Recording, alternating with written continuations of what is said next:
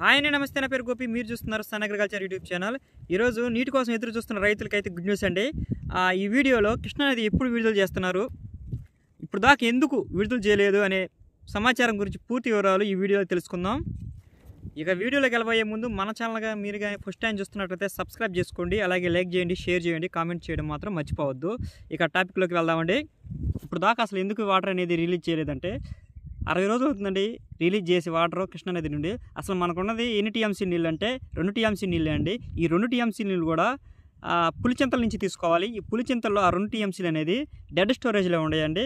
అప్పుడు కానీ వాటర్ అనేది వదిలినట్లయితే ఈ పంట వేసిన వాళ్ళు ఎవరైతే ఉన్నారో వాళ్ళైతే పెట్టుకోవడం అయితే జరుగుతుంది. మనకు త్రాగడానికి నీళ్ళు అయితే అందేవి కాదు. అందుకని వాళ్ళు ఆ విషయాన్ని దృష్టిలో పెట్టుకొని వదలలేదండి.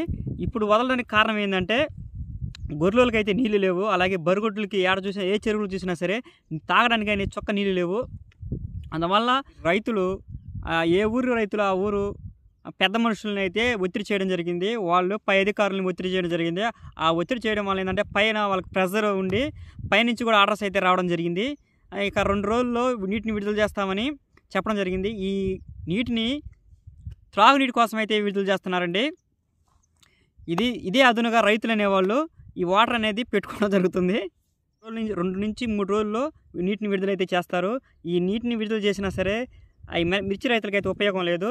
ఏదైతే ఉపయోగం ఉందంటే ఒక లేత వేసిన వాళ్ళ వాటికే ఉపయోగం ఉంటుందండి. ఎలాగంటే 20 రోజుల్లోపు ట్యాంకర్ల ద్వారా కొంతమంది అయితే నీళ్లు పెట్టడం జరిగింది. ఆ సుంటోళ్ళకైతే ఇప్పుడు వదిలే నీళ్ళు అనేది బాగా ఉపయోగపడడం జరుగుతుంది. ముదురు తోటలకైతే దీనికి పనికిరావు ఈ వాటర్ అనేది.